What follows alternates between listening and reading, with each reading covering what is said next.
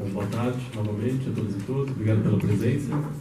Como representante do Veredas aqui, fazer uma primeira fala muito rápida, só apresentando um pouco a iniciativa e a instituição, né, e qual que é a proposta de hoje. A ideia é um evento que faz parte de um conjunto de eventos chamado Semana da Evidência, que na verdade é uma iniciativa peruana, então Semana da Evidência, que reúne diferentes iniciativas organizando eventos por toda a América Latina. Então, ao longo dessa semana que a gente está vivendo agora, a gente vai ter em torno de 80 eventos em diferentes países, 2 deles no Brasil, esse hoje e outro no Rio de Janeiro, organizado pelo Instituto República. Todos com esse tema do uso da evidência, como é que a gente produz, utiliza, incorpora a evidência no processo de tomada de decisão e na construção de políticas públicas.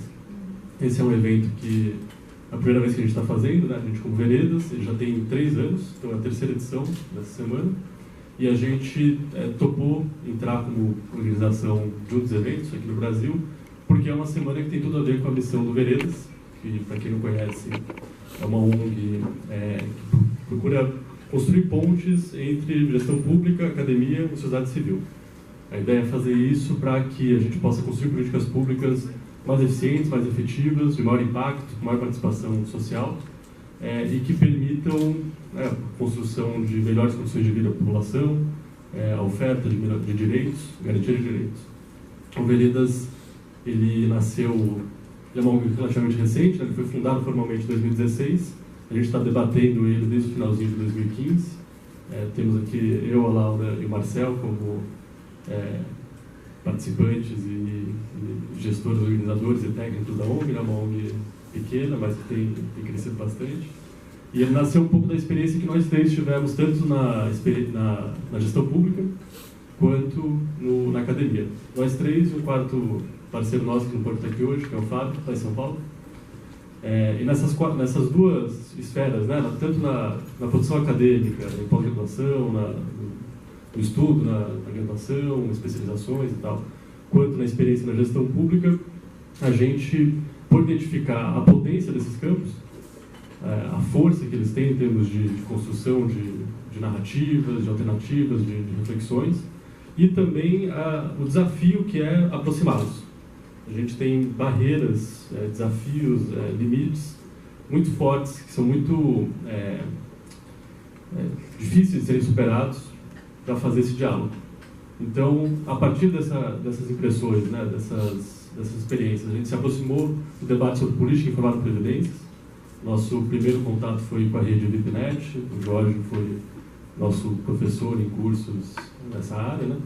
E a partir desse primeiro contato a gente foi entendendo a potência desse debate, a capacidade dele de construir, apoiar a construção de políticas públicas mais profissionais, de maior impacto, e também fomos percebendo a dificuldade que era trazer esse debate tanto das instituições já construídas na academia, quanto nos espaços institucionais da gestão pública. Então nasceu a ideia de abrir uma ONG, né? Fundar uma ONG que pudesse estar se especializando nesse debate, pudesse estar se especializando nessas ferramentas e, a partir desse esforço de capacitação, de aprofundamento, instrumentalizando tanto gestão pública quanto academia, quanto sociedade civil, para operacionalizar esse debate nas suas ações cotidianas. Então, daí que nasceu a ideia do Veredas, a gente fundou ele com apoio de diversos parceiros, né? Foi uma rede muito importante para construir o que a gente construiu até hoje, então a gente é muito grato a todas essas pessoas. Essa rede está aqui hoje, representada por vários amigos e colaboradores, né? E a gente traz agora para esse debate a provocação de como é que a gente consegue vencer esse desafio de aproximação entre gestão pública, academia e sociedade civil. São várias barreiras, a gente, nessa trajetória, foi mapeando diversas, como, por exemplo, a dificuldade própria da linguagem acadêmica. Então, como é que a linguagem acadêmica ela é, por um lado, técnica, ela é bem árida, né, ela é bem específica de um campo. Muitas vezes, um pesquisador de uma área sequer é capaz de entender um artigo publicado em uma outra área, quanto menos, né, alguém que não é especializado em pesquisa. Então, a linguagem acadêmica própria, às vezes a linguagem, inclusive, ela tem tem um processo até institucional de cultura, né? Então ela tem certos aspectos que são herméticos e gratuitamente, assim, da cultura acadêmica mesmo, né? Que vai se especializando como se fosse análogo ao que é o direito, né? Que tem esses jargões próprios que quem não é da área simplesmente fica perdido. Para além disso, a gente tem todo um viés relacionado a como é que essa produção ela é organizada, então onde que ela está publicada, de que forma, como é que é o acesso às publicações. Isso é uma outra barreira muito difícil de ser superada, né? Então mesmo que você saiba interpretar um texto acadêmico, um artigo científico publicado, onde é que ele está? Como é que você acha ele? Como é que você acha no universo de dezenas de milhões de artigos aquele artigo que é o mais relevante para a tua questão atual? Essa é uma outra barreira. Uma vez achado, como é que você organiza? Dificilmente você vai achar um artigo que responda à sua pergunta, né? Você vai achar uma coleção de materiais que vão permitir diversas perspectivas sobre o teu tema de interesse. Como é que você avalia essa coleção? Como é que você organiza ela, sintetiza esses achados? Outra barreira, né? Que tem a ver com a linguagem, tem a ver com a forma como ela é organizada. Feito isso, como é que você traduz esse conhecimento para os seus parceiros que vão estar construindo políticas públicas, que vão estar tomando decisões, que vão estar pressionando órgãos públicos para a construção de novas iniciativas. Você precisa usar outra linguagem. A linguagem acadêmica ela é muito útil para o ambiente acadêmico, né? Quando você vai para o ambiente de disputa política ou para construção técnica de uma intervenção, é outra linguagem que a gente usa. Você precisa fazer um momento de tradução desse conhecimento. Como é que você aplica essas evidências? Como é que você aplica conhecimento acadêmico identificado? Como é que você faz a conversa desse conhecimento com o conhecimento local, próprio, institucional, os saberes sobre os saberes técnicos da instituição, ou a viabilidade orçamentária, a viabilidade política, enfim, uma série de desafios, de passos que têm que ser dados nesse processo que vai da produção acadêmica pura, estrita, ali, né, científica, para a aplicação desse conhecimento, o uso desse conhecimento para o debate sobre política, na construção de políticas e na efetivação de políticas. A gente sabe que tem muitos esforços voltados para fazer essa ponte, esse esforço de tradução do conhecimento. Eles são muito ricos, mas também a gente precisa pensar como é que eles estão sendo operacionalizados nos contextos reais, né, nos ministérios, nas secretarias de governo.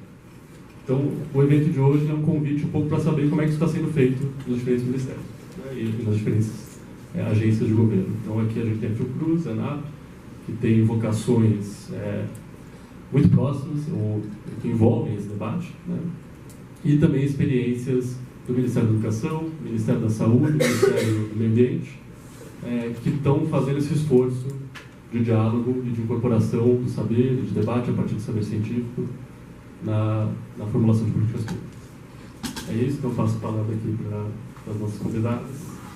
Agradecer mais uma vez e agradecer em especial também a ANAP, Fiocruz, por serem apoiadoras desse evento, né, os ministérios também e os convidados que se dispuseram a participar.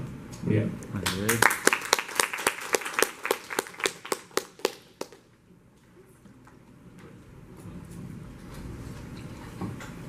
Gente, boa tarde.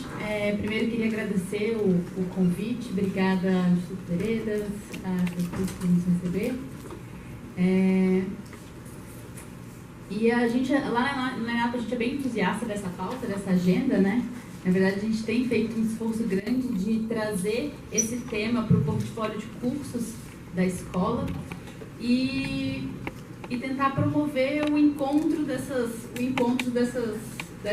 agenda com outras agendas. Enfim, tem alguns eventos que acontecem na escola para além dos cursos, alguns debates.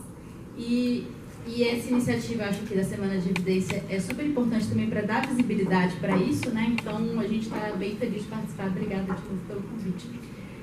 A ENAP, eu acho que, como vocês sabem, é uma das escolas de governo do Poder Executivo Federal, criada em 86, enfim, tinha como missão lá atrás, estava mais focada em servidores, em prestar capacitação, organizar a capacitação de servidores públicos federais, mas nos últimos anos a escola também tem se aberto para servidores estaduais, servidores municipais, em cursos de especialização, a gente teve um curso semana passada para secretários municipais de educação, a gente falou sobre política baseada em evidência para eles.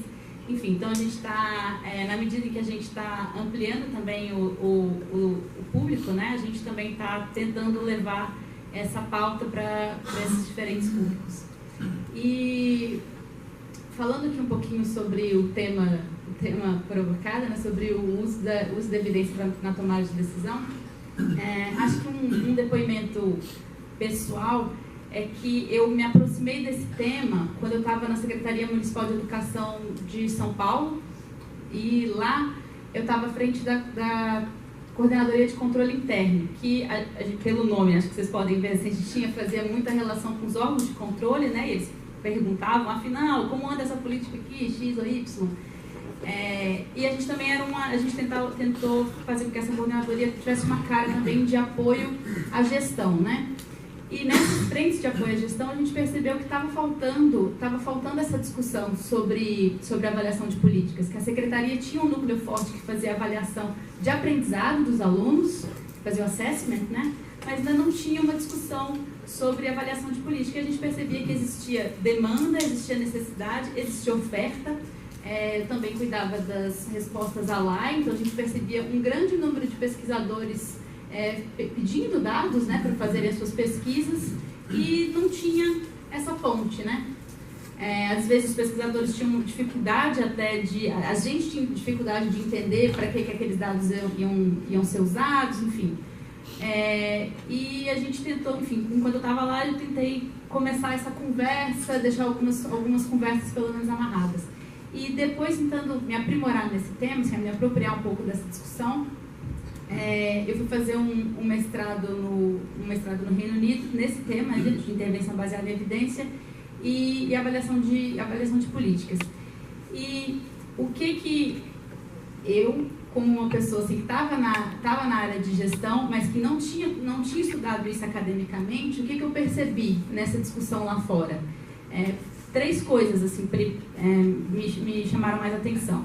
De cara, que o conceito de política baseada em evidência, ou política informada por evidência, era um conceito muito mais amplo do que eu tinha em mente. Antes, eu pensava que política baseada em evidência, informada em evidência, tem a ver com avaliação de políticas. E só e somente isso.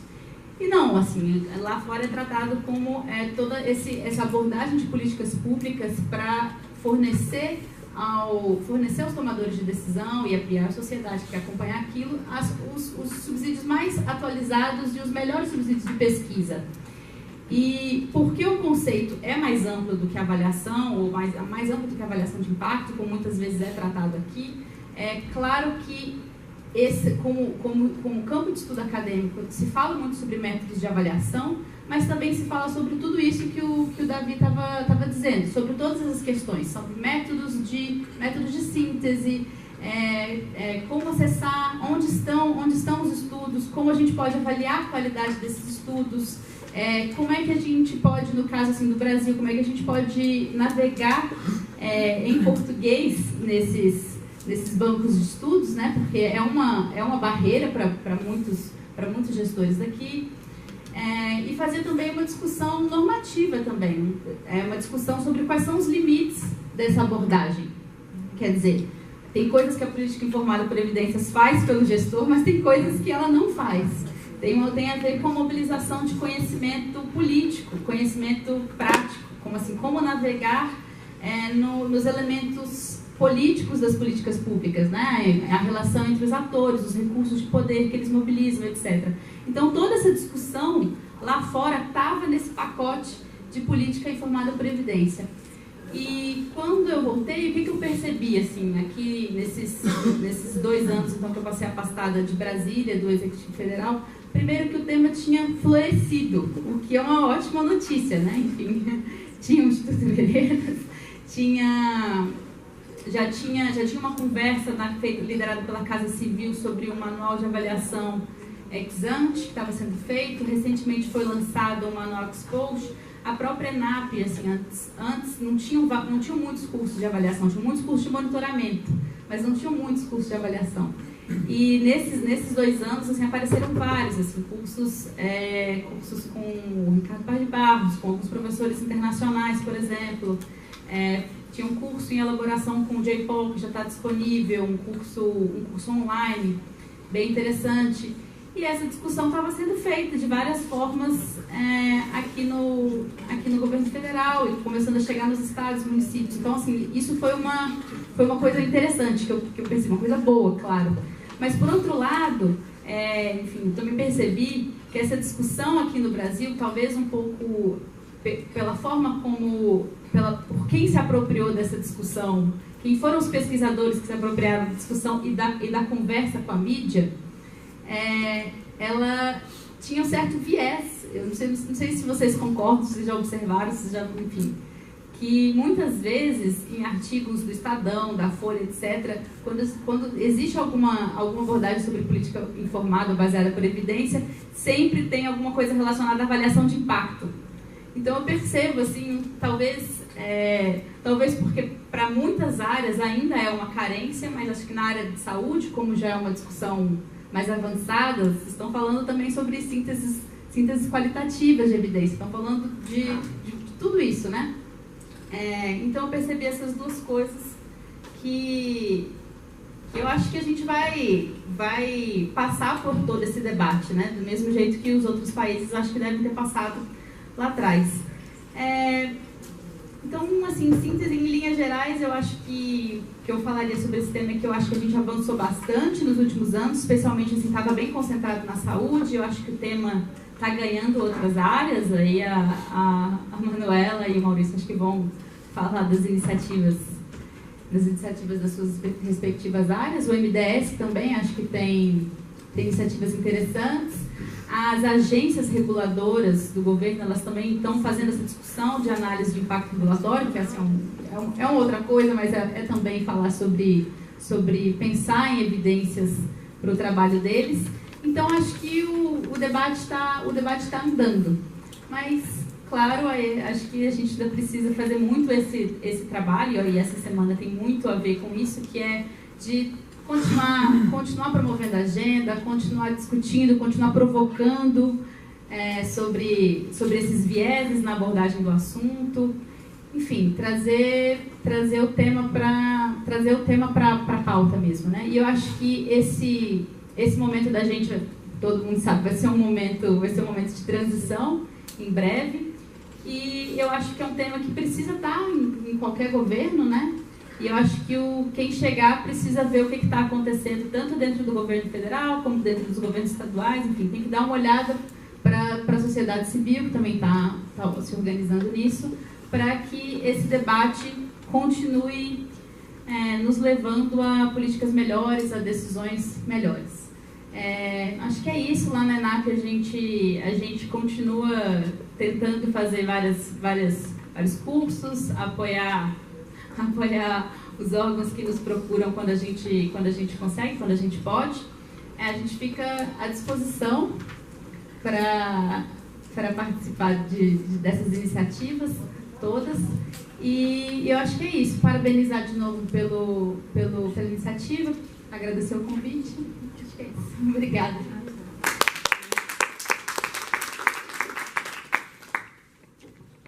Boa tarde a todos e todas. Em primeiro lugar, eu quero felicitar a iniciativa, na pessoa, em primeiro lugar, da colega do Jorge, que traz para essa casa, não é, a oportunidade de acolher uma pauta que é muito pertinente na perspectiva da instituição de onde a gente fala, não é? A Fundação Oswaldo Cruz. Hoje de manhã estava discutindo um pouco sobre a escola e sobre a nossa história. E o nosso mito fundador, na verdade, a gente discute, né, se a Fundação se ela começa como uma instituição de pesquisa aplicada, de pesquisa básica, e na verdade aí alguém fala, não, ela começou como Instituto Soroterápico. Então, ela começou como uma instituição de produção e aplicação antes de fazer a pesquisa, enfim. E no fundo, quando a gente vê esse percurso de uma instituição como a nossa, né, falando um pouco da gente, onde a produção do conhecimento, a abertura e a preocupação com o diálogo entre diferentes tipos de conhecimento, porque a gente trabalha com conhecimento científico, E a gente, pelo menos a partir dos anos 80, na Fiocruz, com a criação de algumas unidades específicas, como o Instituto de Comunicação, Informação e Tecnologia em Saúde, como a Casa de Oswaldo Cruz, que é uma unidade voltada para a história da ciência e da saúde, como a Escola Politécnica de Saúde Joaquim Venâncio.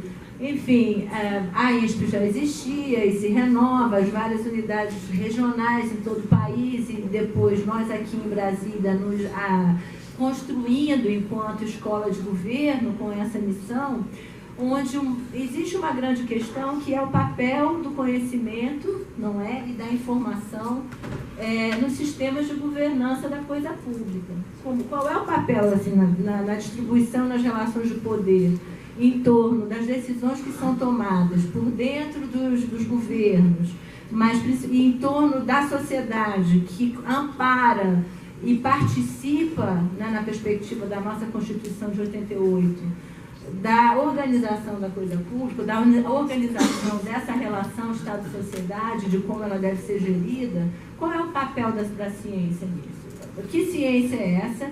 E em que medida ela precisa, de fato, dialogar com outros saberes e se colocar na perspectiva de instrumento, como ela, aliás, sempre foi, né? Eu acho que isso não, vai além da modernidade, assim, vai na modernidade mais moderna, mas eu acho que ela já se coloca antes como um elemento decisório da própria conformação do nosso sistema político, né?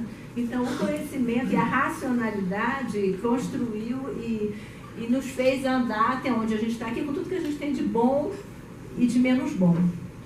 E a importância, justamente, da abertura, né, entre os saberes, entre os tipos de conhecimento e do papel da formação nesse processo. A gente está falando de dentro de escolas, não é?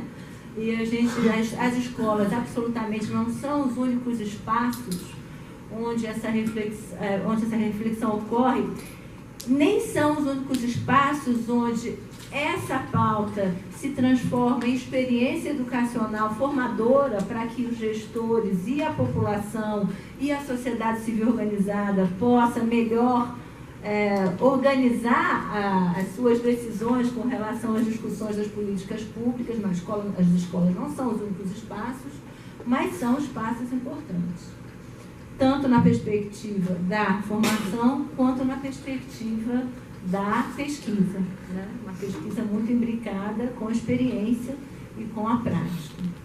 Então, eu vou ficar por aqui. A minha fala, na verdade, é uma fala de acolhimento, é uma fala de felicitação, de celebração dessa iniciativa, principalmente pela amplitude que a discussão traz. Ela não se restringe a uma apresentação da evidência como a panaceia universal da decisão do gestor, porque a gente sabe que não passa por aí, e ela abre para uma discussão da importância da ciência, da evidência científica como um dos instrumentos, e da importância de saber como encontrar e como selecionar e como articular com as outras informações, com os outros conhecimentos que as pessoas que compõem os espaços de decisão das políticas públicas precisam ter. Então, eu acho que o campo está bem sedimentado, eu acho que o escopo é um escopo bastante instigante e satisfatório da discussão, e eu desejo a vocês todos uma excelente tarde de troca. Infelizmente, eu sinto muito que eu fiquei interessadíssima, eu não vou poder permanecer com vocês nessa tarde, mas de cara eu já sinto que vai ser um evento muito bacana e que espero que a gente possa continuar a participar, até porque a gente está também discutindo, a gente sabe que sempre, e principalmente agora, a nossa ação é uma ação em rede e precisa se fortalecer como uma ação de parcerias, de relações e de fortalecimento entre instituições, não é, que vem pavimentando um projeto, não é, há algum tempo e que espera continuar a defender esse projeto. Então, muito bem-vindos e parabéns.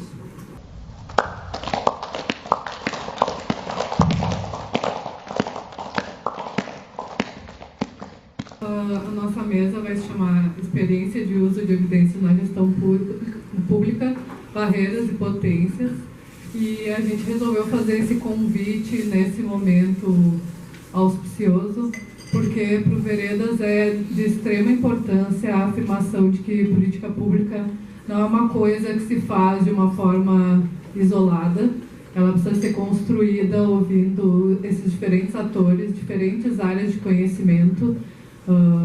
A gente chamou representantes de ministérios variados para mostrar que não tem tipos de saberes que são mais valiosos ou merecem mais investimento do que outros, muito pelo contrário.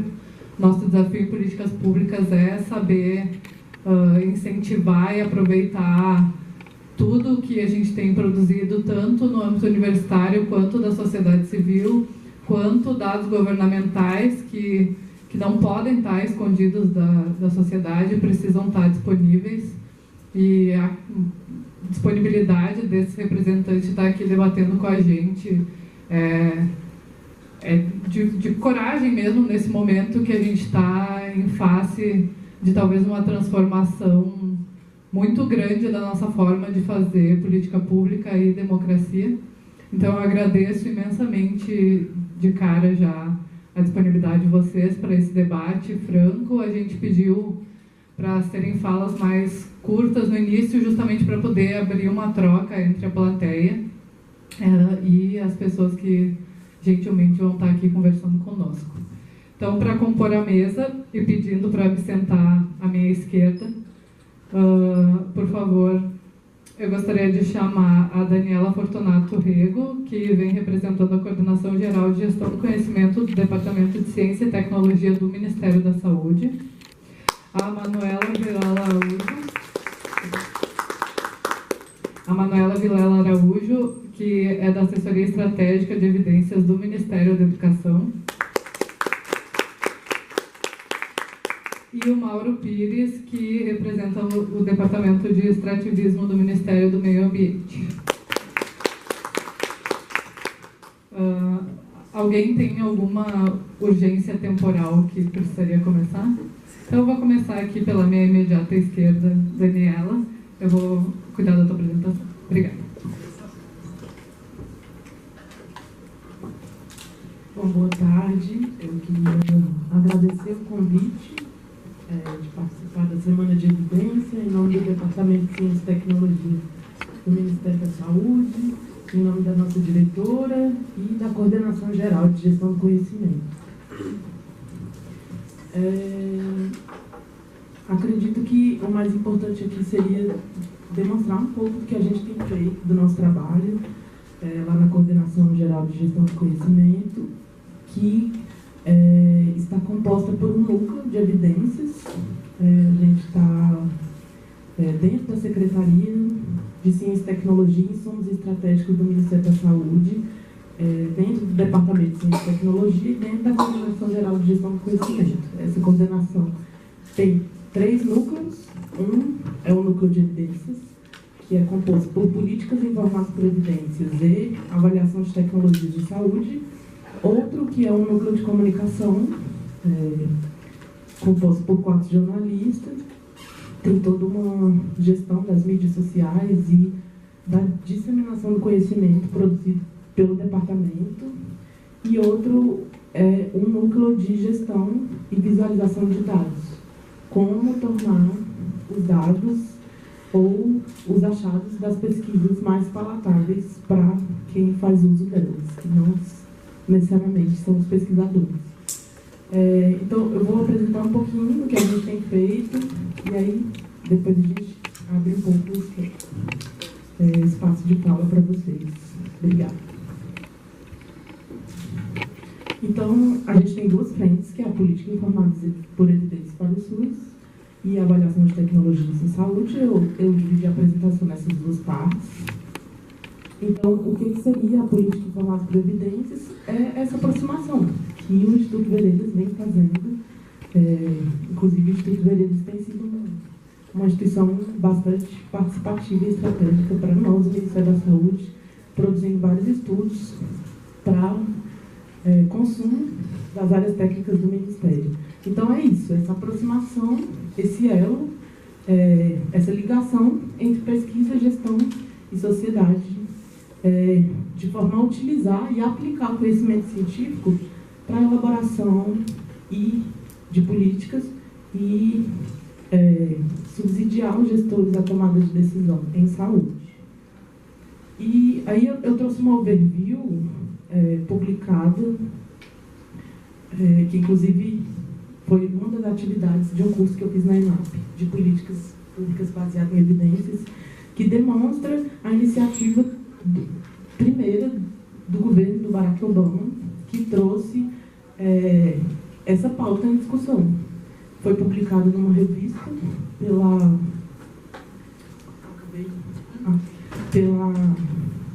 se não me engano, a Colaboração Campos escreveu, e traz um pouco dessa preocupação dele. Como vamos mudar o sistema público de saúde?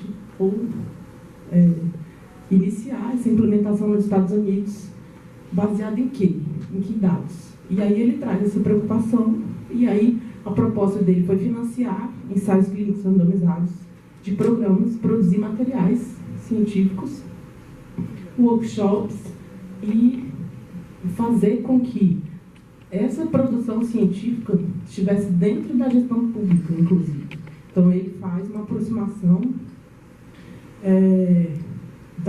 dessas comissões de avaliação de políticas dentro do setor público, fazendo como atores participativos, realizando um lobby dentro do setor público. E não foi a primeira vez, né, que isso foi pensado, mas um caso que se aproxima da nossa realidade. Então, a produção de evidências científicas em saúde, ela é gigantesca. A produção.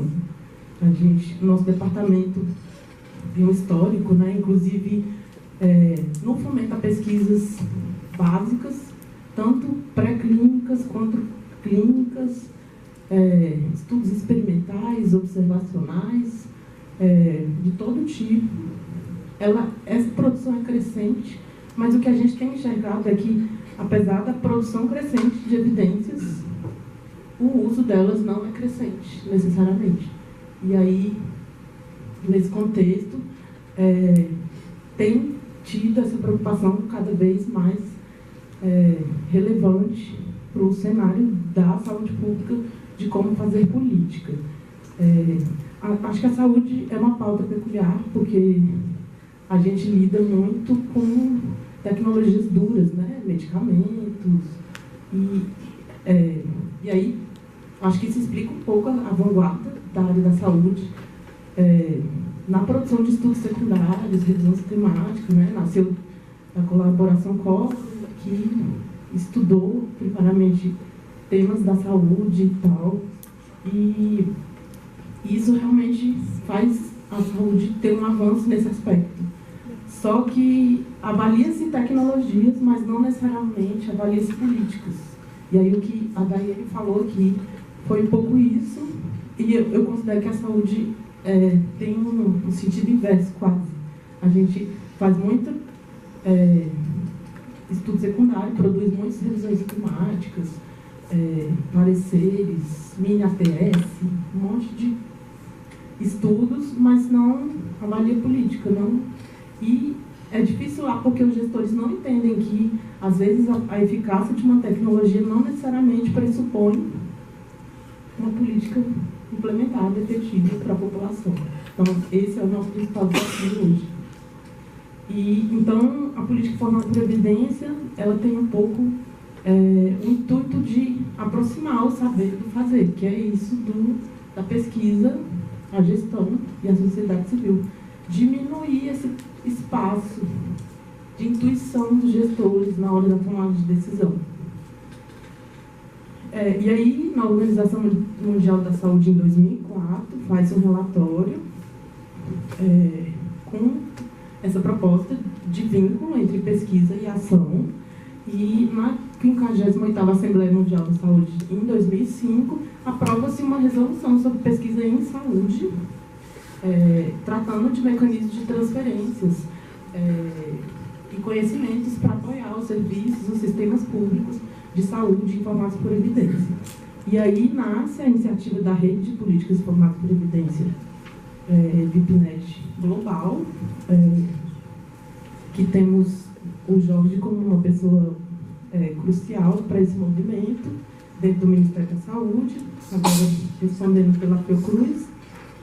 E o que é a rede? Ela tenta produzir o uso sistemático e transparente das evidências científicas para a tomada de decisão. Então, é uma iniciativa que tem atuação global, regional e local. É uma rede colaborativa de instituições e pesquisadores, uma pessoa ajudando outra. Então, a gente tem universidades, a gente tem institutos de pesquisa, a gente tem ONGs, como o Instituto Veredas, então são diversos atores. A metodologia que tem se baseado hoje para a utilização na rede VIPNet é a metodologia suporte, que é uma coletânea de 18 artigos publicados pela Universidade McMaster do Canadá, que traz um pouco, não é um manual, não é um guia, assim, passo a passo de como elaborar um estudo, uma síntese de evidência, mas traz um pouco de temas, de questões muito relevantes para como fazer políticas informadas por evidência. Nosso intuito aqui não vai ser adentrar nisso, daí já é outro capítulo à parte.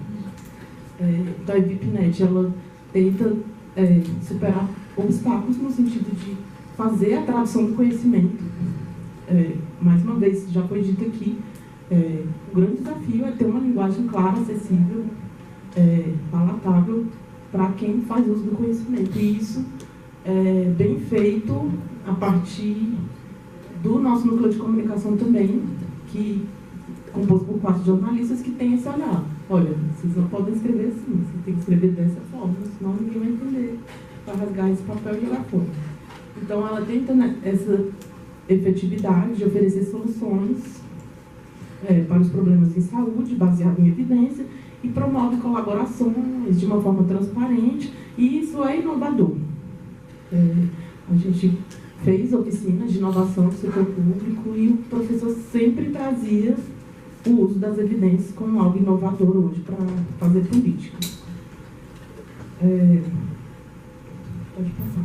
Então, a rede VIPNet está em quase todos os continentes, eu acho que, exceto a Oceania, em diversos países.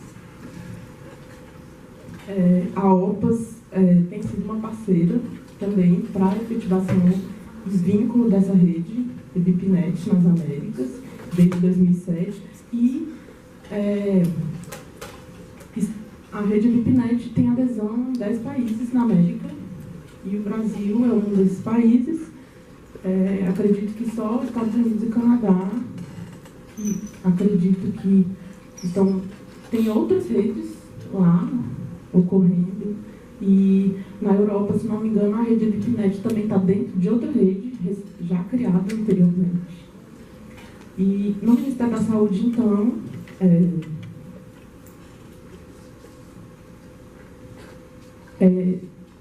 o departamento, pode ir passando, o Departamento de Ciência e Tecnologia, na Secretaria de Ciência, Tecnologia e Estudos Estratégicos, nós estamos na Coordenação Geral de Gestão do Conhecimento, pode passar, e pode passar, e que tem o propósito exatamente de coordenar esse processo.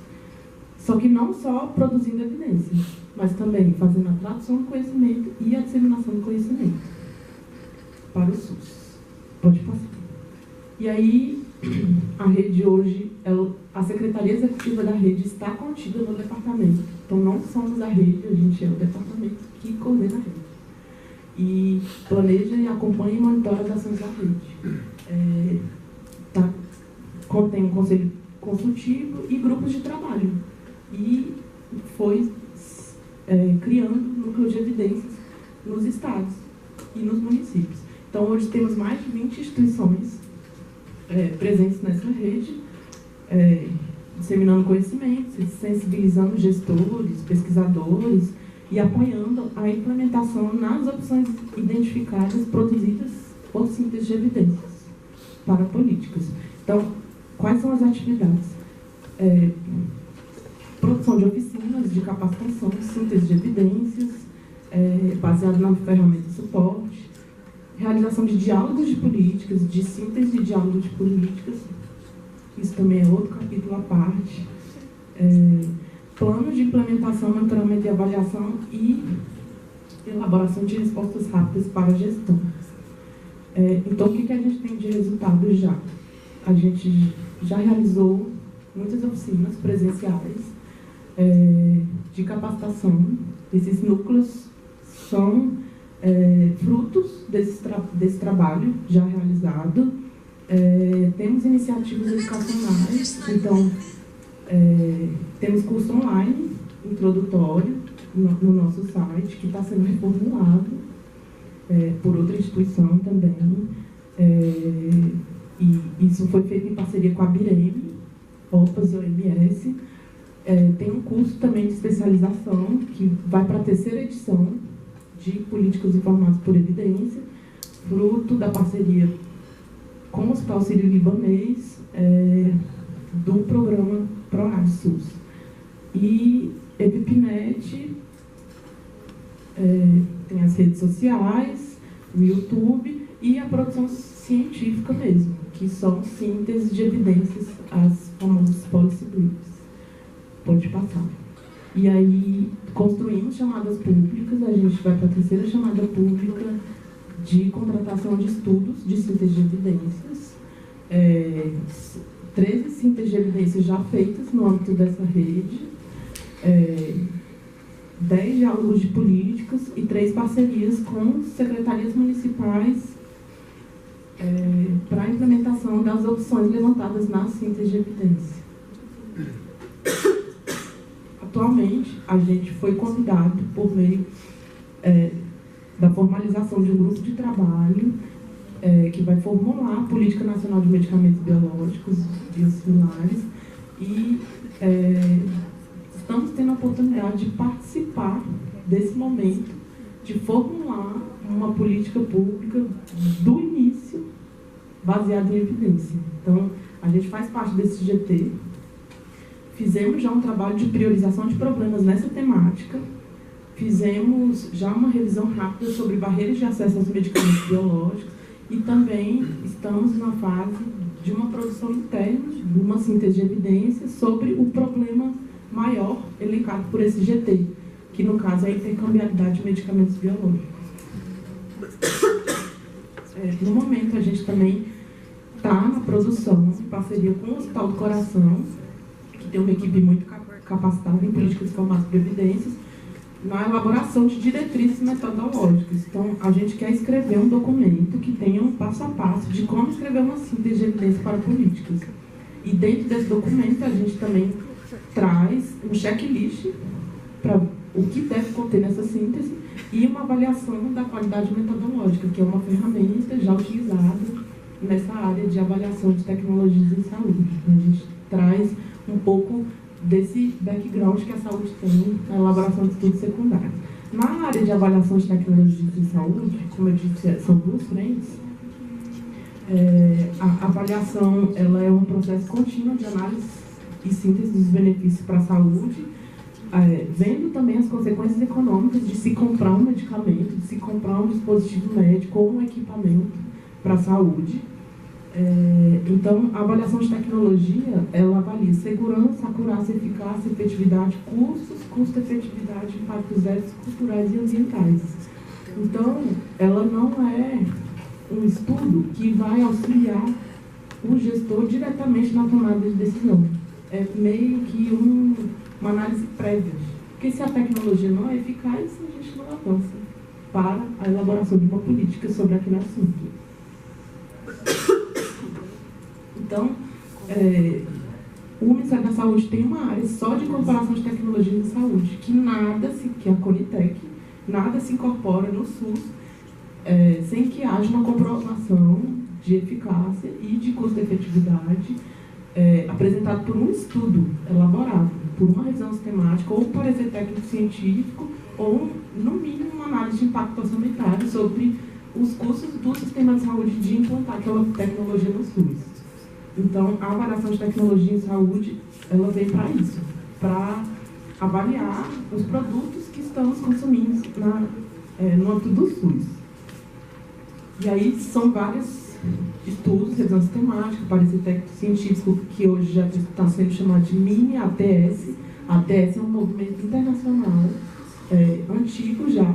Agora a ATS está olhando para o mundo quali, porque a ATS está muito na quantificação, né, nos riscos relativos, nas odds ratio, etc. E esquece um pouco da pesquisa quali, né? Então, são revisões rápidas, avaliação econômica e monitoramento do horizonte tecnológico. Isso tudo a partir da pirâmide de evidência que traz que o estudo que contém mais evidência científica, com maior nível de evidência, é a revisão sistemática com meta-análise. Então, a gente tem isso como primordial para elaborar uma síntese de evidência para políticas. Procurar nas bases de dados da literatura revisões sistemáticas que versam sobre aquele tema. Que a revisão sistemática é um método sistemático e transparente que capta estudos primários. Então, ela é o topo do topo da evidência científica.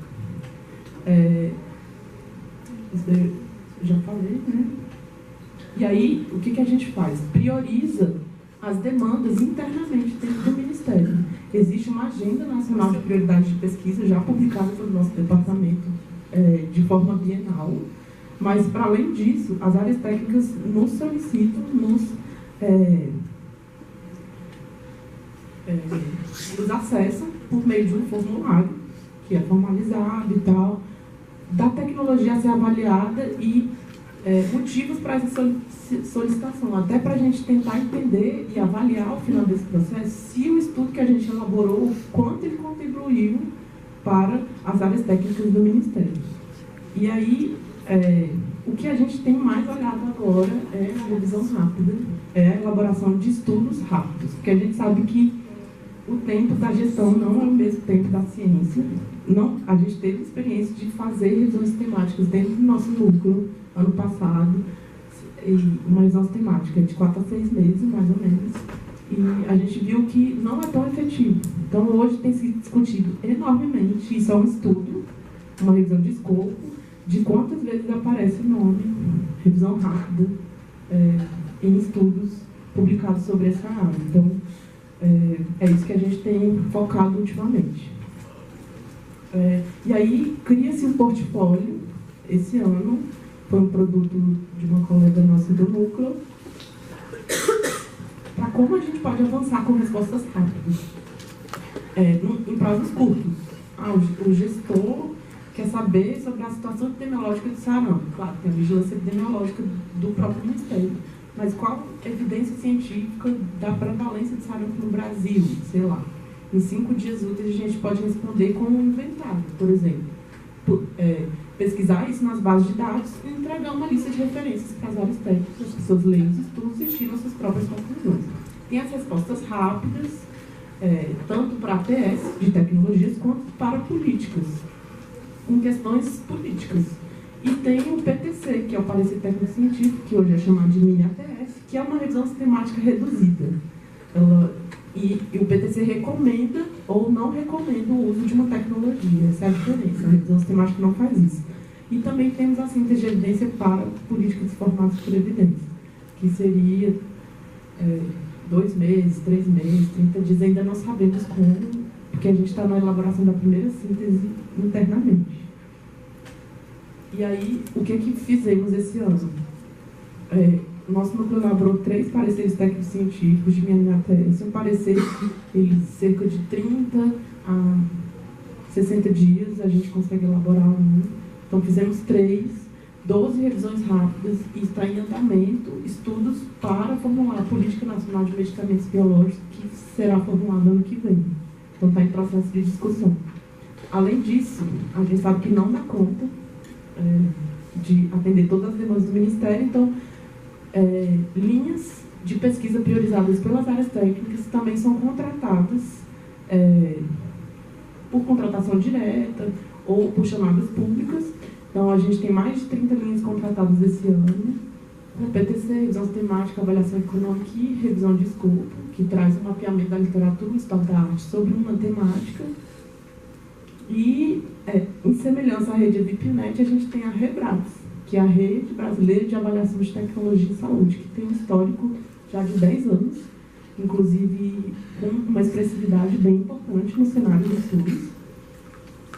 São instituições de pesquisa também, hospitais, órgãos, que promovem, difundem e aplicam a avaliação da tecnologia no Brasil. E que tem primordialmente a mesma função, né? Que é de aproximar o ensino e pesquisa da política e gestão. Pode passar. As redes, ela tem um histórico também já de muitas ações, muitas iniciativas desde 2005, inclusive de publicação de várias diretrizes metodológicas. Pode passar. Hoje são 119 instituições, ela é bem expressiva mesmo. A REBRATS é conhecida no Brasil inteiro. Pode passar. E a REBRATS é composta por núcleos de avaliação de tecnologia e saúde, que são hospitais de ensino, hospitais da rede pública e privada, ou núcleos de avaliação de tecnologias para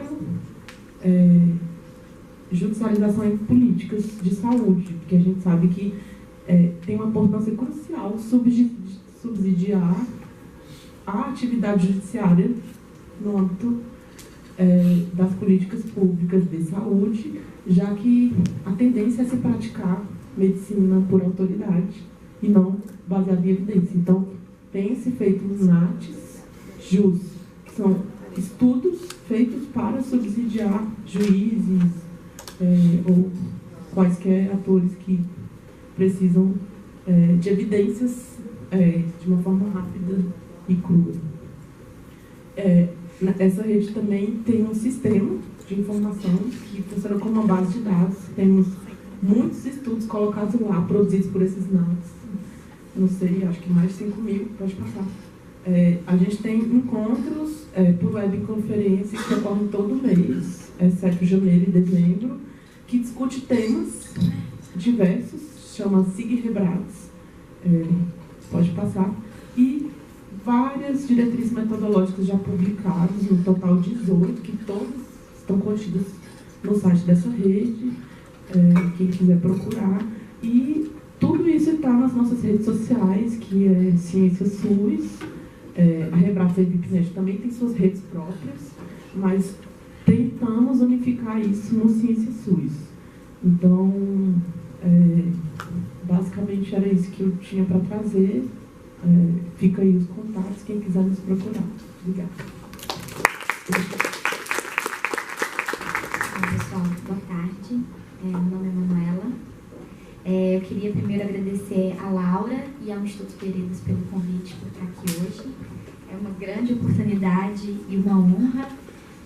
A experiência do MEC, como vocês vão ver, ela é a mais recente de todas, né, em relação à saúde e ao Ministério do Meio Ambiente. Mas apesar do pouco tempo de existência, a gente já tem bastante coisa para compartilhar.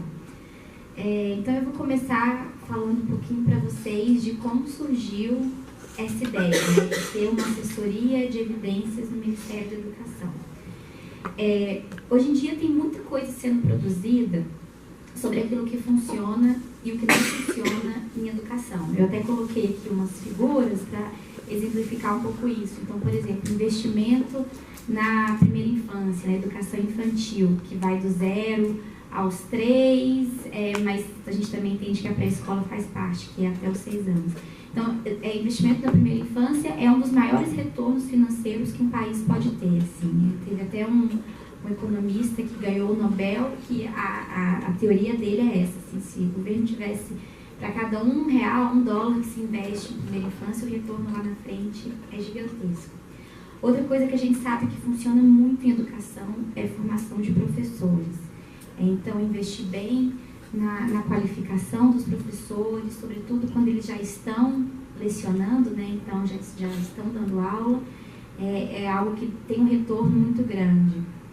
E aí eu trouxe esse terceiro exemplo aí, que foi um artigo que eu encontrei essa semana fazendo a apresentação, que é um artigo de um economista bem famoso de Stanford, que é o Eric Hanushek, e ele explicando por que investimento em educação, em escola, tem um bom retorno. Então, assim, a percepção que quem trabalha em educação é que hoje tem muita coisa, mas o MEC ele não está se apropriando como podia ou como deveria nesse conhecimento. E ele também não está contribuindo para que esse conhecimento sobre evidência seja produzido. Hoje, eu não sei se vocês conhecem, mas assim, tem muito dado que é coletado pelo MEC, né? Então, a gente tem a ANA, que é a Avaliação Nacional de Alfabetização, o próprio questionário do censo, IDEB, SAEB, a prova do PISA, que é uma prova que o CDE organiza para os alunos de 15 anos em mais de 70 países do mundo. Então, assim, se investe muito em coletar esses dados, em produzir essas informações. Por outro lado, também tem essa percepção de que a tomada de decisão nem sempre passa por olhar esses dados, né? Então, a gente tem um esforço grande de coletar, mas na hora de fazer o bom uso, isso fica um pouco aquém do desejável. E aí também uma oportunidade e que é um desafio é o fato de como que essa linguagem chega para os gestores do MEC, né? Então eu trouxe aqui um exemplo que é uma das revistas mais prestigiadas aí mundo afora, que traz importantes artigos sobre o que está dando certo, sobre aquilo que está tendo impacto maior, então avaliações de impacto sobre programas, mas eu leio isso aí e não quero me dizer muita coisa, assim, eu e todo mundo lá no Ministério. Então, ao mesmo tempo que tem esse grande manancial de dados e estudos acontecendo, a gente não consegue muito traduzir isso em forma de política pública. Então, a assessoria de evidências, ela surge com essa missão de promover o uso apropriado das evidências e fomentar a cultura de inovação para melhorar a qualidade das políticas educacionais brasileiras, né? Porque eu acho que aquilo que a Daniela falou deixou muito claro na fala dela, se de um lado você tem a academia fazendo pesquisas maravilhosas e você tem um rio e do outro lado está a política pública. E eu acho que é o que a assessoria está tentando fazer de forma mais humilde que o Ministério da Saúde, que já tem mais trajetória nisso, é fazer essa ponte, esse canal de diálogo entre os dois mundos. E como é que a gente se estrutura, né, para ficar mais concreto para vocês? Então, a assessoria ela tem 2 núcleos. Um núcleo que é o de análise da informação, porque, como eu falei no início, a gente tem muito dado, muita base de dados. Assim, hoje, só para vocês terem uma ideia em grandes números, a gente está falando de quase 50 milhões de alunos de educação básica, considerando ensino básico e também superior. Então, é muita gente que está sendo impactada, afetada pelas políticas do MEC. E a gente precisa garantir que essas informações, esses dados sejam bem coletados e sejam bem usados. Então, o núcleo tem esse olhar. Uma outra coisa importante do núcleo de análise de informações é que ele está construindo aquela teoria da mudança dos programas, né? Então, colocando de uma forma lógica como que a partir de alguns insumos e atividades você vai alcançar o resultado esperado, o impacto desejado. Muitas vezes no Ministério, e isso é muito normal na política pública, a gente para no produto, né? Então, professores capacitados, é o que se espera. Não, mas você faz um curso para capacitar o professor, para que isso melhore o aprendizagem do aluno. Então, a gente aqui está interessado em fazer as avaliações de impacto, e quando eu falo a gente, com apoio da rede de evidências, que eu vou falar na frente, mas fazer a avaliação de impacto dos programas do Ministério e entender se eles estão, primeiro, se eles estão dando resultado e, se sim, qual é o tamanho desse impacto. Além das avaliações O eixo também vai fazer capacitação dos servidores do Ministério, que é algo importante, como eu mostrei no slide anterior. A informação, muitas vezes, ela vem com uma linguagem mais hermética, mais acadêmica, então é importante dar um ferramental analítico para que os gestores consigam absorver melhor esse conhecimento. E uma preocupação também com as análises sistemáticas de conhecimento, né? Então, revisão bibliográfica sobre avaliações de impacto, sobre evidências de uma forma geral, como a Daiane falou, evidências não é só avaliação, mas essa sistematização também numa linguagem simples e acessível que ajude o gestor na hora de formular um programa ou fazer um redesenho de uma política que já existe. O segundo eixo é o eixo de inovação, que aí ele tem como objetivo promover inovações educacionais com alto potencial de impacto e baixo custo.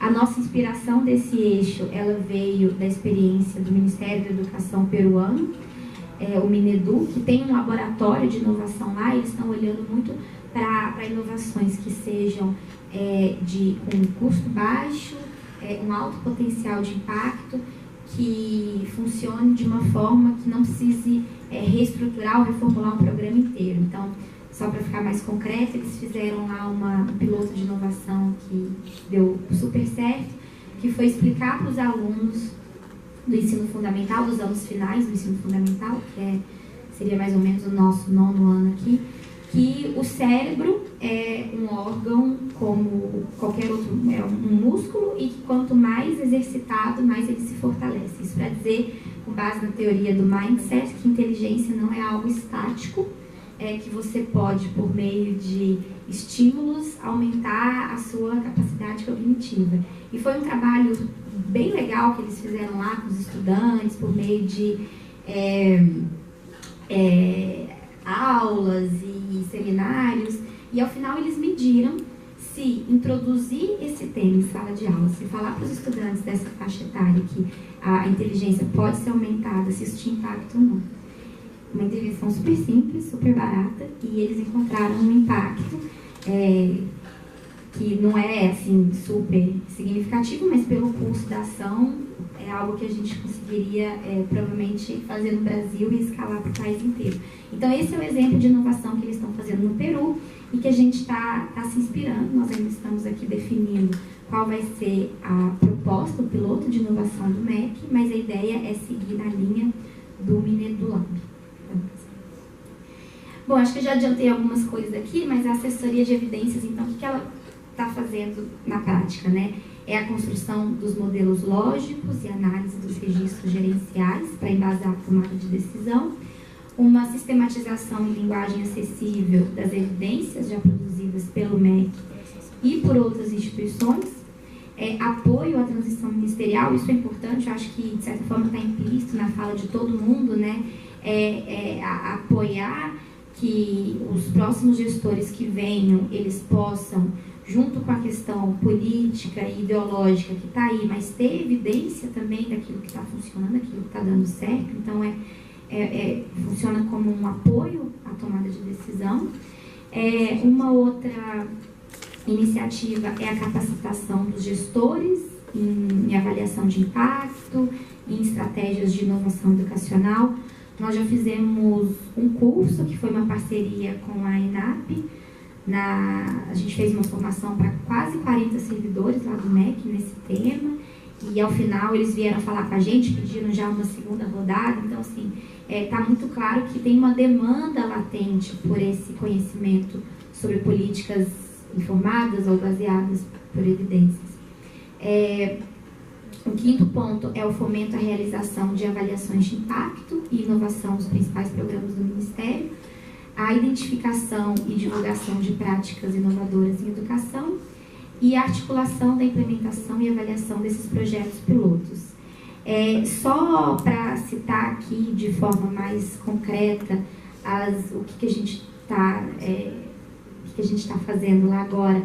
Então, tem a revisão bibliográfica que eu comentei. Nós já fizemos o curso e um seminário em parceria com a ENAP sobre o tema.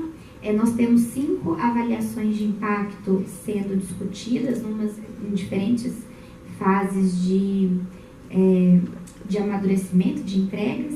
Uma delas, que eu acho que vale a pena mencionar, é uma avaliação de um programa do ensino médio, é um ensino médio em tempo integral, é um programa do governo federal que, além de aumentar a carga horária dos jovens do ensino médio, promove uma série de atividades com foco no projeto de vida desse aluno, tem uma flexibilização curricular e tem também um enfoque específico no aumento da carga horária para português e matemática. Esse programa ele já existe há 2 anos. O que a gente conseguiu fazer agora é garantir que ele não é um programa universal, é para algumas escolas, é mais ou menos 200 escolas. A gente conseguiu garantir que as escolas beneficiárias sejam escolhidas por meio de um sorteio, de uma aleatorização. Então, os estados enviam previamente uma lista das escolas que eles têm interesse em implementar a política e a gente vai sortear. E por que o sorteio é tão importante? Porque permite que a gente faça uma avaliação experimental, né? Seguindo aí a metodologia mais robusta, mais confiável, para encontrar a causalidade entre aquele benefício que foi dado e o resultado lá na frente. Então, essa foi uma política que a gente se orgulhou muito quando a gente começou a discutir a criação da assessoria. Ter uma avaliação experimental seria algo que a gente imaginava que ia conseguir fazer daqui 1 ano, com sorte, e a gente conseguiu isso em pouco mais de 3 meses. Então, foi um motivo de comemoração. Só que, assim, tudo isso, nós somos uma equipe pequena, somos 5 pessoas, e tudo isso que eu falei, a gente só tem conseguido fazer porque foi criada a rede de evidências. Essa rede, ela é um espaço de diálogo e colaboração entre o MEC e outros órgãos governamentais, instituições do terceiro setor, organizações multilaterais, centros de pesquisas e especialistas. Uma coisa que a gente ficou muito claro logo no início é que mais importante do que ter uma equipe que fosse especialista em conduzir essas avaliações, em rodar os modelos estatísticos e econométricos necessários para fazer esse tipo de estudo, era articular a necessidade de uma área de evidências dentro do MEC. Eu não acho que os conhecimentos são antagonistas, mas a gente focou nessa segunda parte, que é fazer esse advocacy para dentro do Ministério de que a temática é importante, porque acho que o Mauro e a Daniela vão concordar que nem sempre é uma tarefa fácil. E aí a ideia da rede, então, era ter esse grupo de especialistas que conhecem muito do tema, para tanto ajudar a gente nas questões mais técnicas sobre como avaliar, qual o tamanho da amostra necessário, você vai fazer o pareamento ou a estratificação, enfim, coisas muito técnicas que está bem fora do nosso conhecimento. Mas então a gente tem esse apoio de um grupo de especialistas e instituições bastante renomado e ao mesmo tempo a gente está oferecendo para eles um espaço dentro do Ministério que sirva como uma troca de experiências e ideias, porque assim, se por um lado os gestores do MEC têm esse interesse, né, esse desejo de conhecer um pouco melhor do que está sendo discutido na academia, os acadêmicos também gostariam de ter um espaço lá no Ministério para poder divulgar suas pesquisas. Então, a gente está funcionando como a rede e a assessoria funcionam como esse canal de diálogo. Além disso, a rede tem, né, o objetivo de promover o uso de evidências e fomenta a cultura de inovação entre os parceiros que compõem, apoiar a concepção e a condução dos projetos pilotos de inovação e discutir metodologias sobre a prática de avaliação. Aqui a gente colocou sobre a prática de avaliação, mas são metodologias que vão um pouco além. A questão da revisão bibliográfica, a construção dos modelos lógicos passou por essa validação de um bom número de especialistas. Para citar, a ENAP é nossa parceira na rede, o IPEA, Banco Mundial, o BID, alguns especialistas como Ricardo Paes de Barros, Naércio Menezes. Então, a gente conseguiu formar uma rede ampla, diversa e cada parceiro tem uma característica mais específica que nos apoia e a gente da contrapartida que é de oferecer esse espaço dentro do Ministério.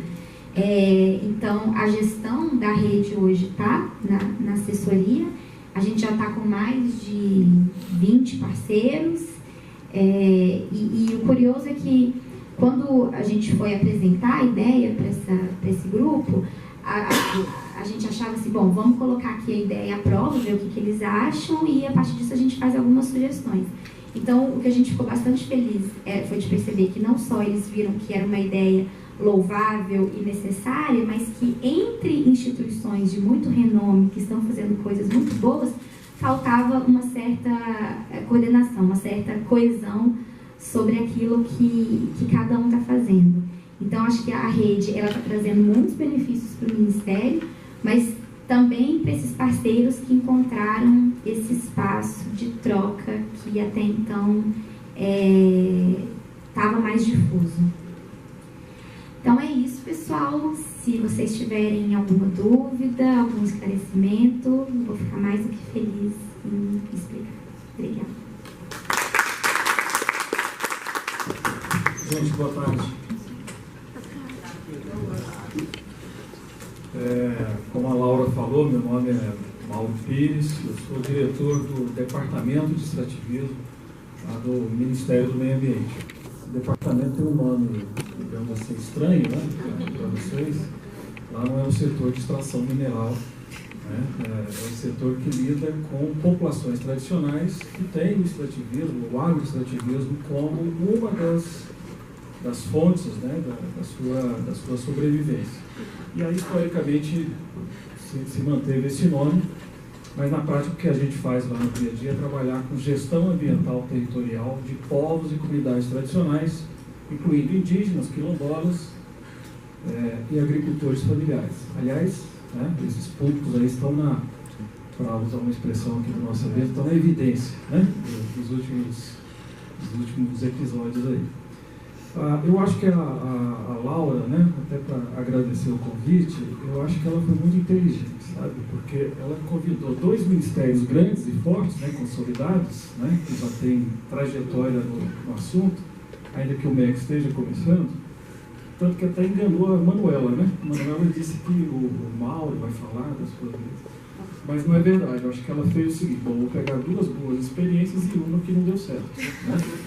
E me colocou por último, né, para fazer essa exposição. Eu vou dizer logo por quê. Porque nós estávamos trabalhando com essa metodologia, né, em avaliação. A gente começou, na verdade, com a avaliação, e depois ela foi crescendo, de fato, para a reconstituição de uma política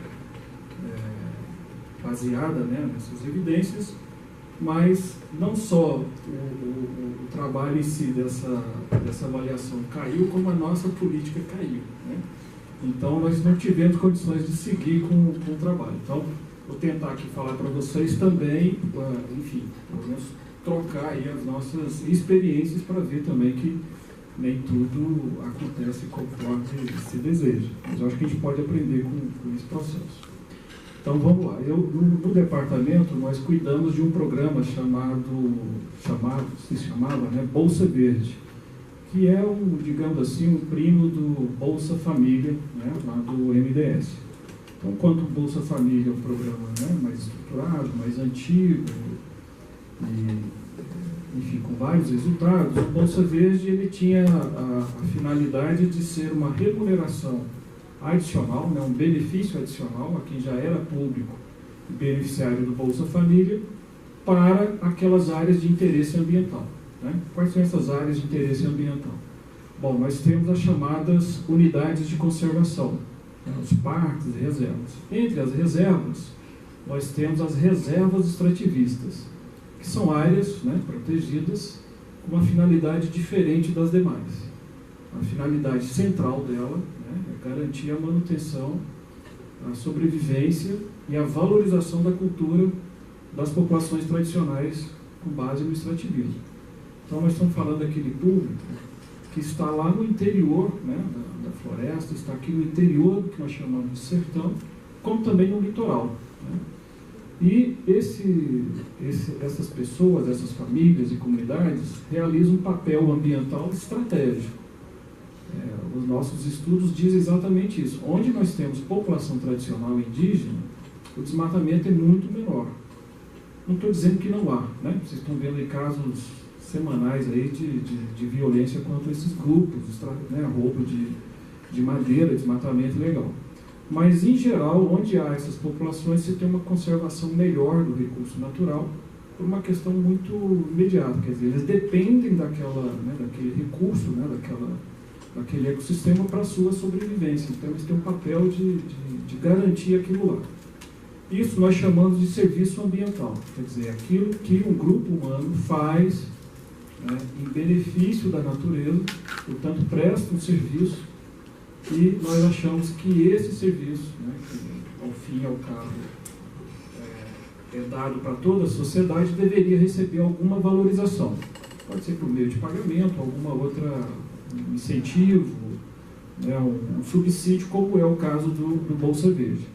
Então, o que ele fazia? Ele fazia o seguinte: bom, como ele é irmão do Bolsa Família, aliás, ele foi criado, né, a origem dele é o Ministério do Desenvolvimento Social, e o Ministério do Meio Ambiente foi encarregado da sua administração por causa das áreas ambientais. Então, ele dava, né, um recurso de R$300 a cada 3 meses, portanto, R$1.200 por ano, para aquelas famílias consideradas de extrema pobreza nas áreas, né, de interesse ambiental. Portanto, as reservas extrativistas, como eu falei, outras unidades, que não dá para comentar aqui, e alguns assentamentos diferenciados do INCRA espalhados aí pelo território.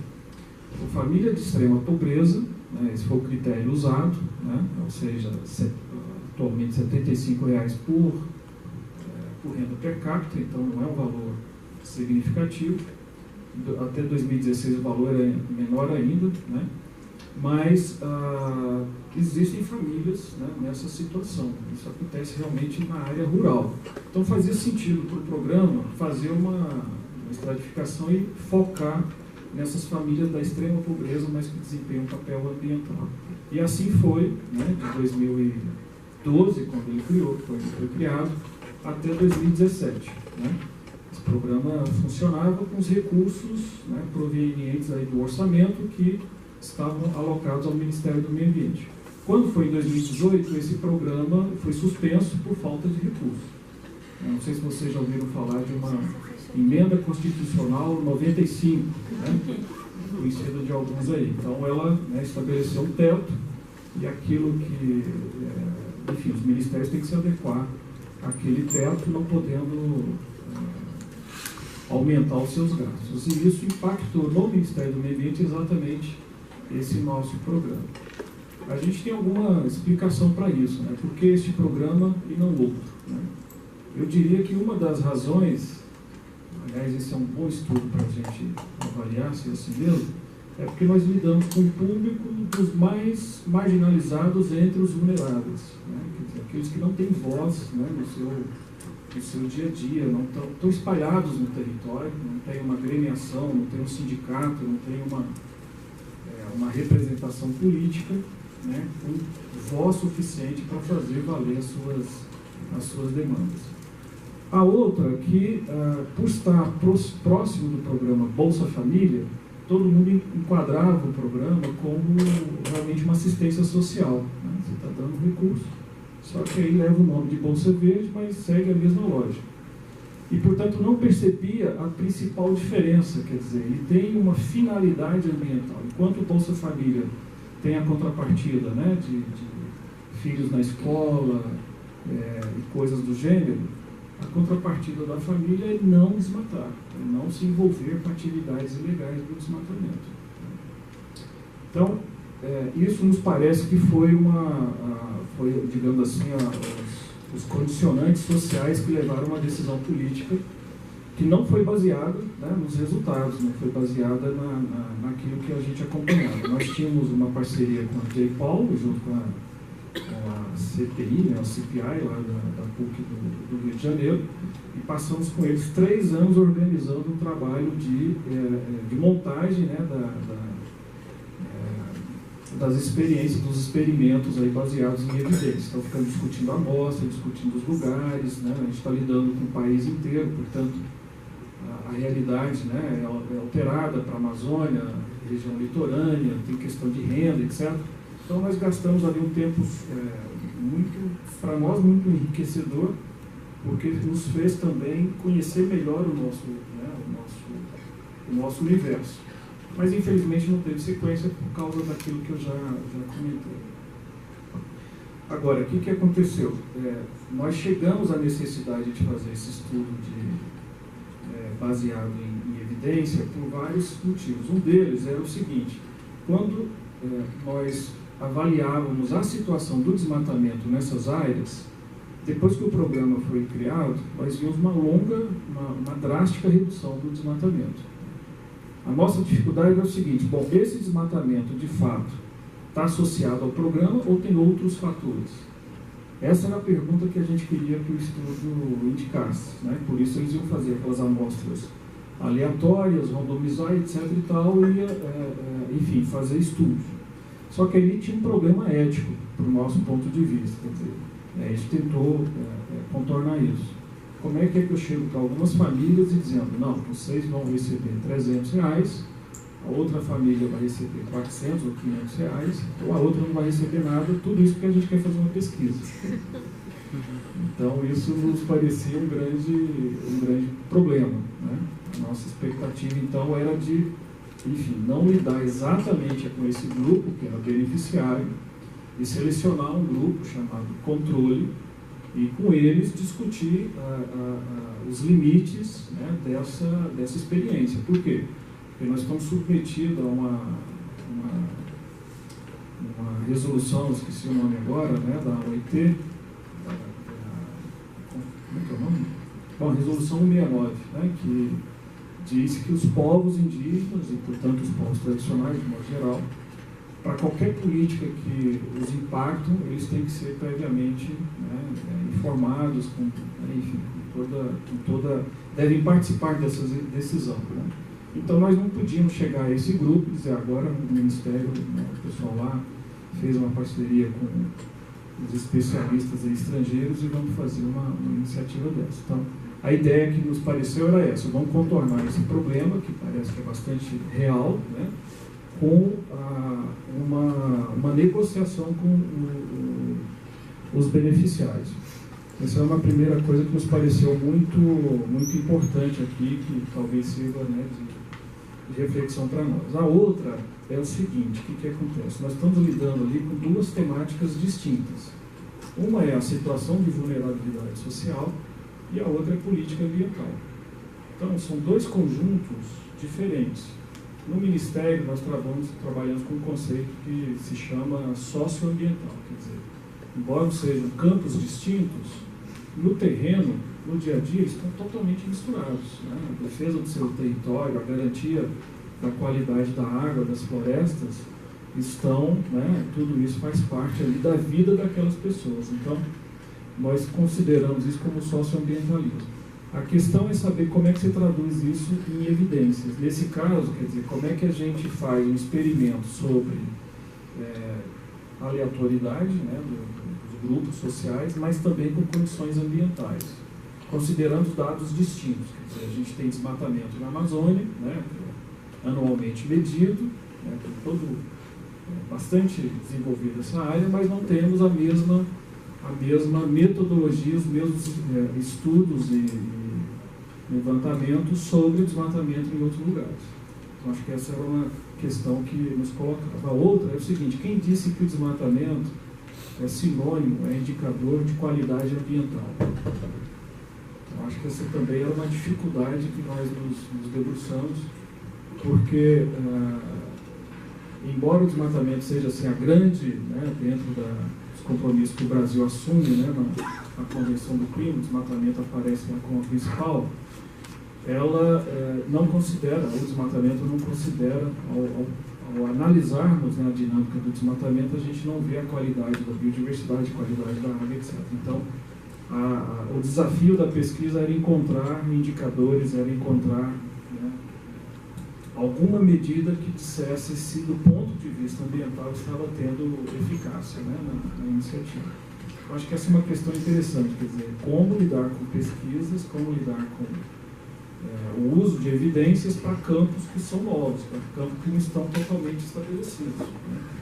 Aliás, não é só esse campo que está estabelecido, o nosso próprio Ministério também não está estabelecido, está em risco não só das espécies, né, que estão em risco de extinção, o meu próprio Ministério também está nessa mesma posição. Se a gente fosse, né, do Ministério da Educação e da Saúde, talvez a situação fosse diferente, mas lá esse é o ponto, né? Por quê? Porque, de fato, a área ambiental é mais recente. O tema que nós trabalhamos é um tema que, como eu disse antes também, não tem sindicato, não tem uma expressividade, né, assim, muito forte no conjunto das políticas. Acho que esse é um ponto que eu gostaria de trazer. A outra coisa é o seguinte, embora o Ministério não tenha um setor, assim como os outros dois, né, que tenha um setor, né, um órgão específico para lidar com políticas, né, baseadas em evidências, nós estamos cercados de vários estudos, né, feitos lá fora e alguns feitos pelos órgãos que compõem o Ministério.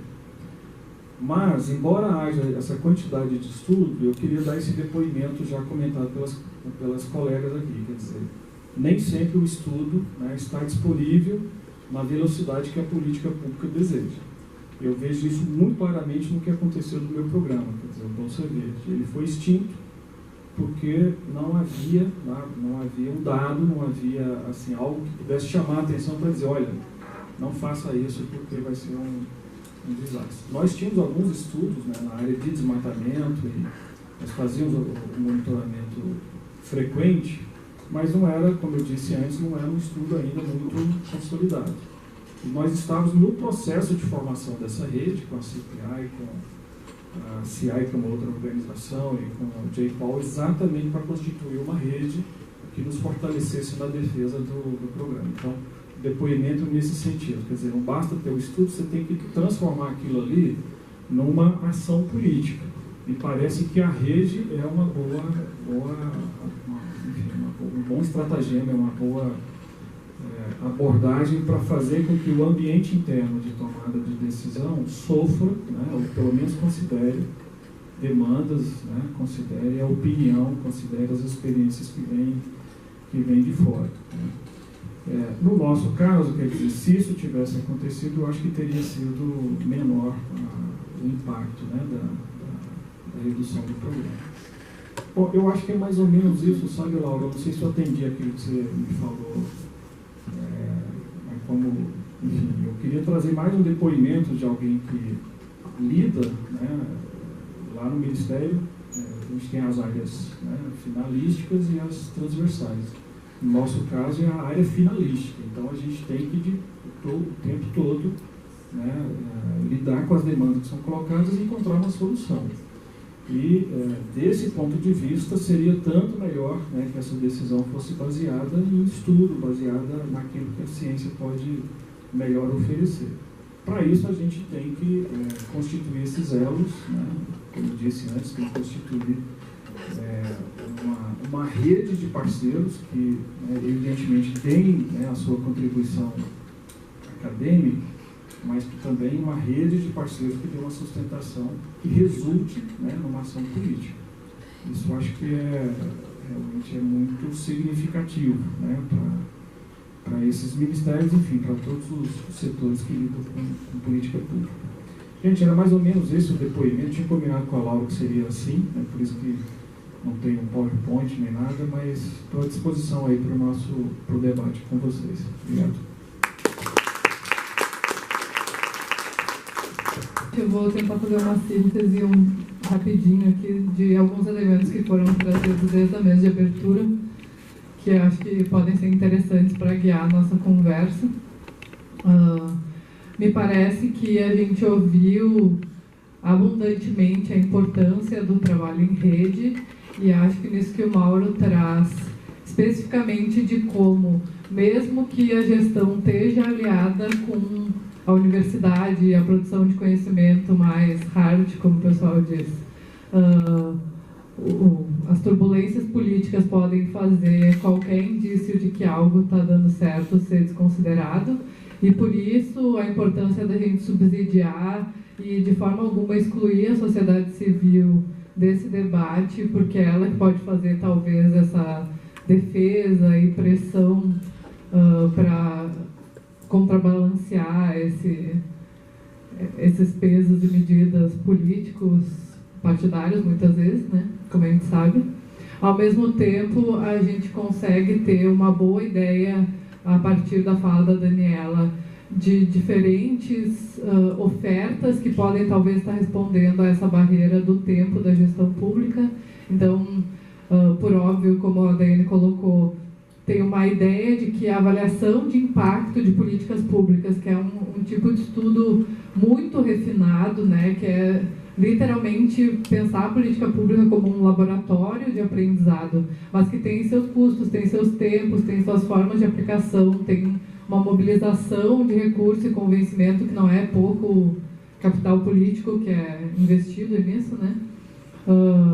Pode nos dar uma informação muito rica, vinda direto do território, mas a gente também tem serviços, por exemplo, como os de resposta rápida, de síntese de evidência para a política pública, que nos permite conhecer e aprender com os acertos de outras experiências em territórios semelhantes ou às vezes em territórios diferentes, mas que podem ser daí pensadas junto com a sociedade civil para aplicação local. Acho que surgiu com bastante força também aqui no debate a beleza que é a oportunidade desde o início da formulação de uma política tentar beber de evidências, tanto dos dados governamentais quanto de estudos publicados, quanto das evidências locais, mas que muitas vezes a gente já está num nível de andamento e de rapidez da política que a gente só consegue trazer esse subsídio para dentro quando ela já está em movimento, né? Então, como é que a gente consegue adequar isso sem inferir negativamente, eticamente, inclusive, com as populações que a gente está propondo fazer esse tipo de estudo e de extração de conhecimento, porque, de certa forma, é isso também que se faz, né? Então, acho que tem uma riqueza do debate que passa um pouco. A conclusão de curso de uma graduação pode nos trazer sobre um território, o que a revisão sistemática que juntou vários pequenos estudos pode nos trazer, que diferença talvez possa ter entre os estudos qualitativos, estudos quantitativos, como que a gente pode responder, acho que isso é uma questão premente, né, nesse momento, dos anseios de quantificar uma política pública, saber o quanto ela custa em relação ao quanto ela nos dá de retorno, e o quanto é difícil fazer isso e como muitas vezes a gente só vai conseguir fazer isso novamente estando muito próximo da sociedade civil e estimando cálculos que às vezes não são tão puros, assim, né? Especialmente em questões tão complexas como saúde, meio ambiente, educação. Não é o custo daquele professor, ou o custo daquela intervençãozinha ali, mas tudo que está relacionado com o meio ambiente onde as pessoas estão vivendo e os sentidos de vida, muitas vezes, que estão relacionados com essas políticas que não são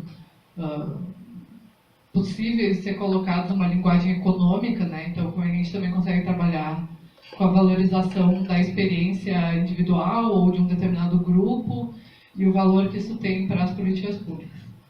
Então, agradecer, porque eu acho que todos os depoimentos mostram tempos muito diferentes das experiências, mas uma convergência em algo que a gente, enquanto Instituto Veredas, também encontra, que é como é que a gente pode olhar para a quantidade de coisa que já é produzida, né, e incorporar isso para os nossos fazeres cotidianos, usar melhor os dados, construir indicadores que façam mais sentido, indicadores que não sejam só de esforço, como tu diz, né, tipo, fazer 5 reuniões, fiz 5 reuniões, mas o que isso de fato resultou, como é que a gente pode se empenhar, inclusive, não só como tomadores de decisão ou pesquisadores, mas como trabalhadores e usuários de sistemas de saúde, educação, meio ambiente, em qualificar a forma de medir o resultado que aquilo está tendo, né? Seja na satisfação das pessoas, seja no envolvimento, nas formas como o curso que eu fiz tiveram impacto, de repente, numa ferramenta que eu estou usando no meu trabalho logo mais.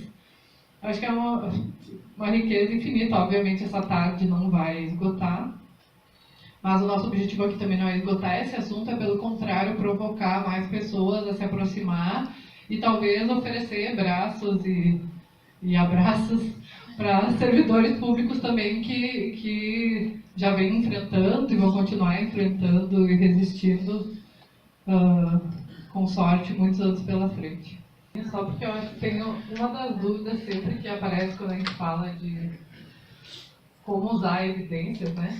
Assim como a política pública tem um ciclo ideal, as evidências têm um ciclo ideal também, né? Como é que a gente faz a incorporação? E começa sempre por uma boa definição de que problema a gente está enfrentando.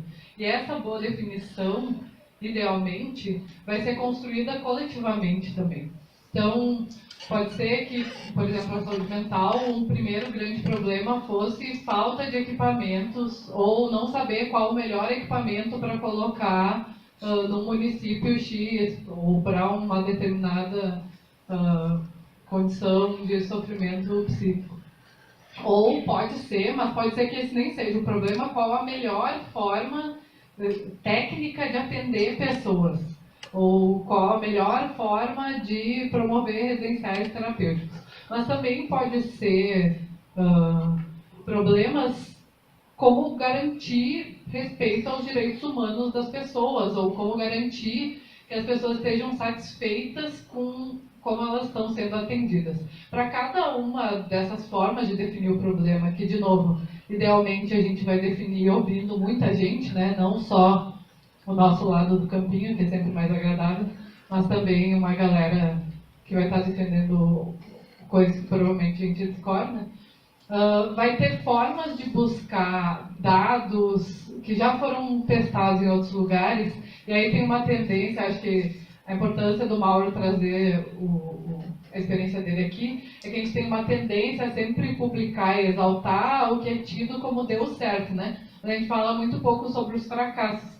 Na verdade, a gente aprende muito mais, não raro, com os fracassos do que com o sucesso. Então, outro problema e barreira da ciência é que se publica muito pouco o que deu errado ou o que não deu o resultado esperado, de maior interesse financiado. E isso é um problema, porque às vezes não é dizer que o Bolsa Verde tem que ser todo jogado fora porque não deu certo. Não é nem o caso de vocês, né? Mas é tentar entender que partes da implementação daquilo que embarreiraram ou provavelmente impactaram para que o resultado observado fosse diferente daquele esperado quando a gente definiu o problema.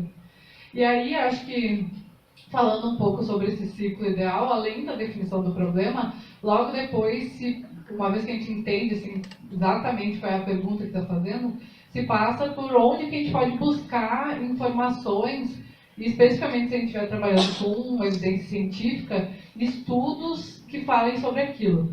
Num mundo muito feliz, a gente vai ter várias revisões sistemáticas, que é um cientista já se deu o trabalho de identificar vários primeiros estudos primários e individuais, que foram feitos em diversas cidades do Brasil por milhares de estudantes de graduação, mestrado, doutorado, e consolidar numa revisão só, que não só apresenta desses 12 estudos, 5 apontaram para um lado, 7 para o outro, mas também apresenta uma avaliação de viés de cada estudo, porque se a gente tem uma certeza nessa vida, é que todas as verdades que estão sendo faladas no Brasil ou publicadas em revista científica têm algum viés.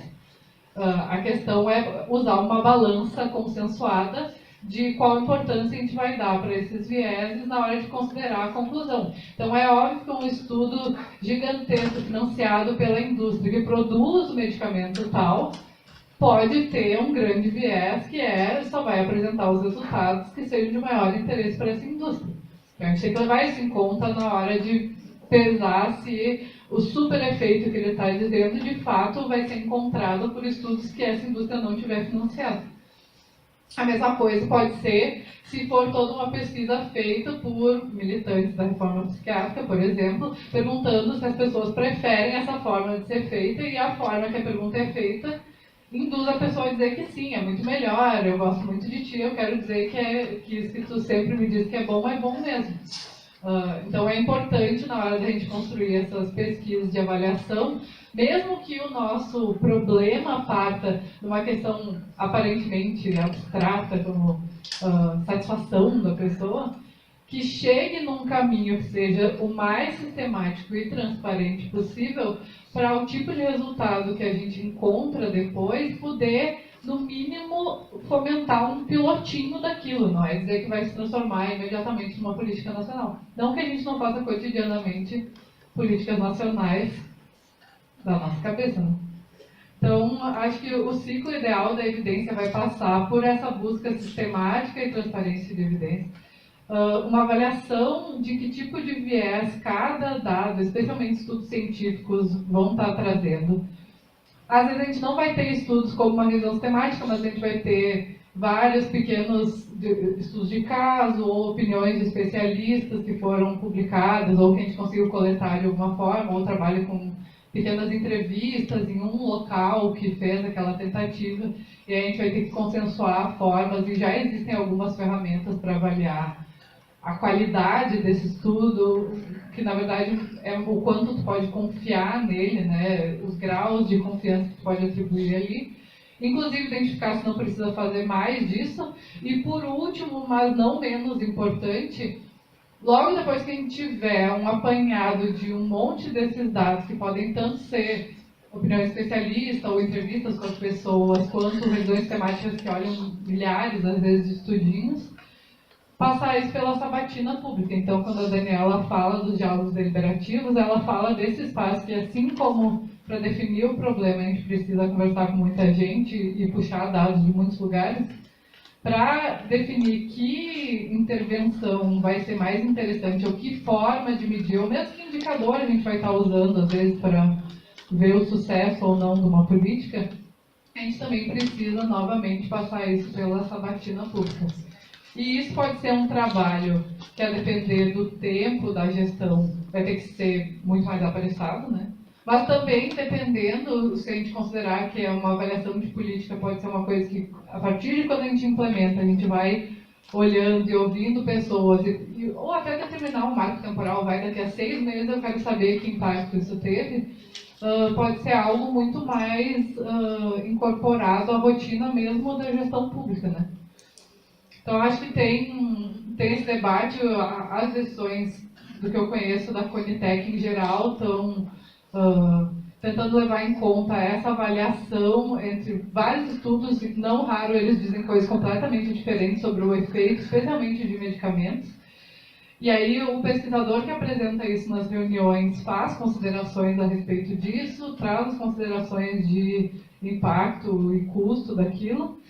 E ainda, por último, a Conitec em si, o conselho dela, tem representantes de vários lugares, né? Então tem uma galera do CFM, COFEM, não sei o quê, Bonato, não sei, e eles decidem, e não raro decidem, contrariando o que o estudo trouxe, porque avaliam ou que politicamente não é possível implementar aquilo naquele momento. Eu já participei de algumas reuniões onde a conclusão era tão diferente do que já vinha sendo feito há muito tempo, que se avaliou que se a gente passar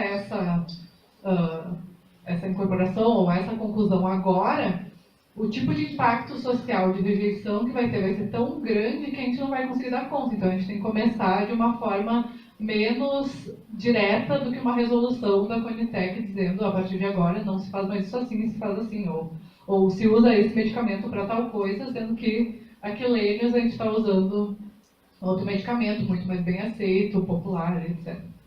Então, da importância de, nesse ciclo, estar sempre voltando o máximo possível para ouvir o máximo de vozes, né? E tentar pesar com medidas que sejam compartilhadas. Porque eu acho que muito desse sentimento angustiante de pós-verdade é que a gente... E isso acho que na gestão pública acontece muito, né?